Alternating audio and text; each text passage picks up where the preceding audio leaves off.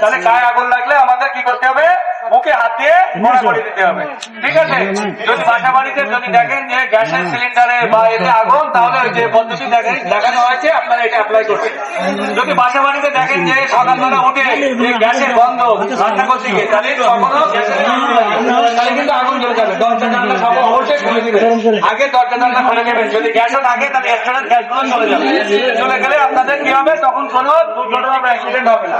আর গ্যাসের গন্ধ পেলে কখনো আপনি ওই গ্যাসের জ্বালাবেন না, চুলা জ্বালালে কিন্তু আপনি প্রতিকার হয়ে যাবে। যদি কখনো ভূমিকম্প হয় তাহলে লিফট ব্যবহার করবেন না, সিঁড়ি ব্যবহার করবেন, সিঁড়ি ব্যবহার করে নেমে আসবেন। যদি কখনো ধোঁয়া দেখেন তাহলে হামাগুড়ি দিয়ে বেরোবেন, কারণ ধোঁয়া উচ্চমুখী, নিচে থেকে ধোঁয়া থাকে না। হামাগুড়ি দিবেন, মাস্ক বা ওড়না বা জামা বা কাপড় দিয়ে নাকটা ঢেকে রাখবেন।